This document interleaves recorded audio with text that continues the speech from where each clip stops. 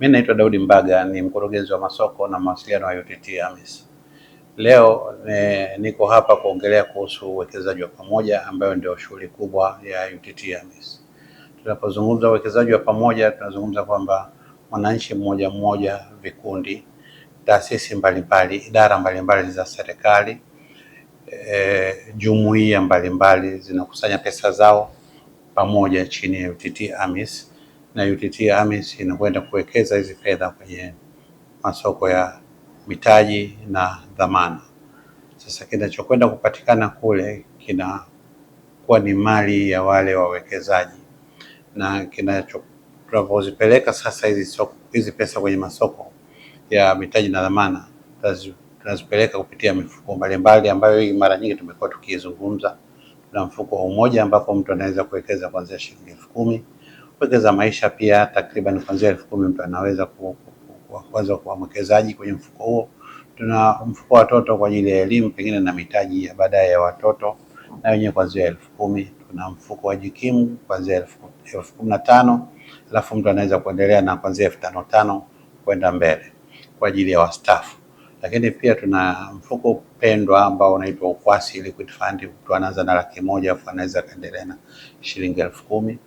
Na mfuko wa mwisho tunasema kwamba tunaita mfuko hati fungani au bond fund, ambapo kwenye bond fund mtu anaanza na kuanzia 50,000 na anaendelea na kuanzia 5,000, na wenyewe pia ukiwa unalenga wastaafu.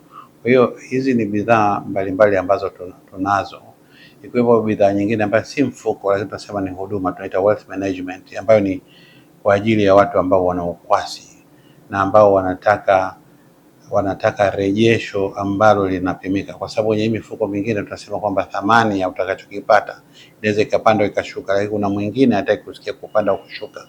Basi tuna huduma ya wealth management service. Tunasema kwamba huduma kwa wale ambao wana kwasi, ambapo mnaweza mkajadiliana kiwango, tunaweza tukasema cha riba. Sasa unavokuja kwenye hii mifuko, sababu tushazungumza sana na ni rahisi ukija UTT tu kupitia kwenye mifuko, nifikiri kwamba ni rahisi kwanza kufikiri kwamba kwa nini tuwekeze pamoja. Kitu cha kwanza, kuna ile kutengeneza mtaji mkubwa, yaani hela ambayo ni ndogo ukienda na wenzako inakuwa ni hela ambayo ni kubwa. Kwa mfano, ukichukua watu 10,000 na kila mmoja kachangia 50,000, tunapata milioni 500. Ukiwa na milioni 500 unaweza ukalima eka nyingi. Ukiwa na milioni 500 ukawa umeziacha tu UTT miaka 5 na nusu, zitakuwa zimedouble, zimekuwa bilioni 1. Lakini licha hivyo pia inapunguza, tunaweza kusema, athari za uwekezaji, na pia inapunguza gharama. Kwa mfano, kwa mtaji huo ambao tumezungumza wa milioni sasa 500, maana yake ungekuwa uko wewe mwenyewe, ina maana kwamba kwa sababu umechangia tu pale 50,000, manake gharama yako ya ushiriki kwenye uwekezaji wote ambao utatokana na mtaji huo imekuwa ni kidogo, imekuwa ni 50,000 tu. Lakini ingekuwa kwamba hiyo project unataka uifanye wewe mwenyewe, mradi ufanye wewe mwenyewe, ungetakiwa uwe na milioni 500. Pengine mfano labda mtaka kununua labda mabasi au mkanunua Bolt au Uber au mkaenda kulima. Sasa kwa ukubwa huo ungetakiwa na milioni 500. Hiyo sababu umeenda na wenzako umechangia tu 50,000, maana yake umepunguza riski, kwa maana kwamba wewe ungekuwa umeweka hela ambazo ni nyingi alafu zikapotea, ule mtaji mkubwa wote unakuwa wewe umeupoteza wewe mwenyewe kama wewe. Lakini kama ulichangia kidogo tu, kinachopotea ni kile kiasi kidogo ambacho wewe ulikuwa umechangia. Kwa hivyo niweze kusema kwamba uwekezaji wa pamoja imekuwa ni suluhisho sana kwa watu, hususan wenye kipato cha chini na kipato cha kati, na hapo ndio Watanzania wengi wapo. Lakini tuchukulie tu hata mfanyakazi wa ndani ambaye pengine analipwa kwenye 20,000, 1,500,000, akaamua kwamba yeye pengine anawekeza 50,000 kwa mwezi, akajichagulia yeye mwenyewe miaka 10. Tunasema umejichagulia wewe mwenyewe, kwa sababu ukitaka pesa zako zote au kiasi chochote unaweza ukaja ukazichukua. Sasa hii 50,000 ni kutoka kwa huyu mtu ambaye anachangia miaka 10, ni kama milioni 6 na 50,000, lakini nakupa kama milioni 12, ambapo ukipata kama milioni 12 unaweza ukanunua, siku hizi kuna haya maguta makubwa ambapo nafikiri ni kwenye milioni 8, unaweza ukanunua pikipiki 3 au 4 zikaweza kuletea hela kila siku. Unaweza ukaenda ukafanya kilimo ambacho tunasema endelevu. Kwenye uwekezaji wa pamoja hapa UTT kabisa, kwanza kwenyewe tayari kuna watu zaidi ya 500,000 ambao wanawekeza pamoja, kwa sababu pia na mimi ni mwekezaji, tunawekeza pamoja, ikiwemo mataasisi, familia kama nilivyosema, vikundi, na watu wa madhehebu mbalimbali, kila mmoja na imani yake, ikiwepo watu ambao wanaishi ndani na nje ya nchi. Kwa hiyo mtu unapotaka kuwa sehemu hii, ni kwamba wewe unachotakiwa ni kufungua akaunti UTT tu. Kwa hiyo unapofungua akaunti UTT, si lazima wewe uje na rafiki zako. Unapofungua akaunti UTT, maana unawakuta watu tayari wako pale na pesa zako tayari ziko hapo, na pesa zako zinaingia kwenye pesa ambazo tayari ziko pale UTT. Kwa hiyo zikishafika tu pale, hapa kila siku hela zinavunwa na kila siku hela zinakwenda kwenye uwekezaji.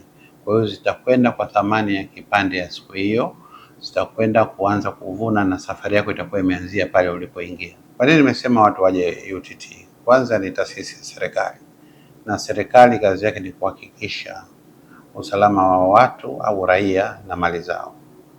Alafu namba mbili ni kwamba UTT na yenyewe inasimamiwa na Capital Market and Security Authority CMSA, kuhakikisha kwamba inafuata kanuni za uwekezaji wa pamoja kama ilivyoainishwa kwenye waraka wa makubaliano. Lakini licha ya hivyo, pesa za wawekezaji zote zinafanywa auditing, mifuko yote inafanywa auditing, na lazima thamani ya uwekezaji kila siku pia iwekwe hadharani. Kwa hivyo mwekezaji yote anaweza akasoma, akaelewa na akaona direction au uelekeo wa uwekezaji wake. Lakini pamoja na hayo ni kwamba mifuko hii inasimamiwa kitaalamu, kwa maana kwamba wewe unataka kuwekeza kwenye hisa au hujui jinsi ya hisa zinavyowekezwa, au unataka kuwekeza kwenye hati fungani au hujui jinsi ya hati fungani jinsi ya kuwekeza kwenye hati fungani. Hata kwenye mabenki, si watu wote wanajua kuwekeza kwenye mabenki. Kwa hiyo huku unakuta kwamba kuna mtaalamu au wataalamu ambao kazi yao ni kusoma masoko ya uwekezaji na kuona kwamba pesa ziende wapi ambapo zitakuwa salama na zirudi. Na mara nyingi tunasema kwamba unapotaka kuwa mwekezaji unaangalia vigezo vikubwa kama vitatu. Cha kwanza ni ukwasi, kwa maana ukwasi, unapotaka pesa yako, je, unaipata kirahisi au kuna longolongo? Hicho ni kitu kikubwa. Hata kama kuna delay, hizo delay zina maelezo au ni delay tu ambazo uzubafu ambao umeletwa kizembe. Kwa hivyo hicho ni kitu cha kwanza. Lakini kitu cha pili pia ni kwamba pesa zako zinakurejeshea ni returns.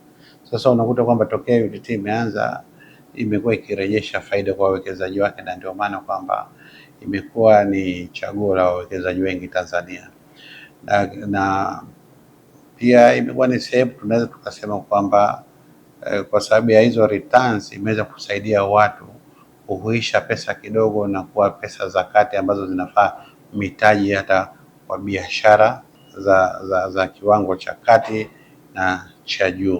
Kwa hiyo unaweza kukuta hivi viwango vitatu ambavyo nimezungumza: safety, usalama; liquidity, ukwasi; alafu returns, yani faida, profit, rejesho, vimezingatiwa kwenye mifuko yote UTT. Ukiwa na kuku mmoja anaweza kupa mayai 12, ukapata vifaranga labda 8 mpaka 10.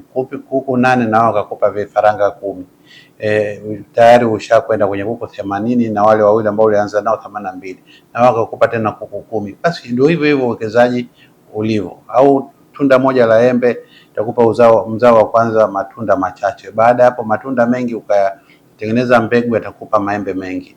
Kwa hiyo hivyo yanaweza kaenda maembe mpaka kuwa na mashamba. Kwa hiyo tukumbuke tu kwamba mara nyingi uwekezaji ni swala ambalo linahitaji muda na linahitaji discipline, linahitaji akili, na tunaweza kabisa tukafanikiwa kutoka kwenye hali ya ufukara kabisa na tukawa watu wenye thamani na watu wenye furaha ya maisha, kwa sababu tuna kipato ambacho kinatufanya sisi tuweze kutosheleza shida zetu za kila siku.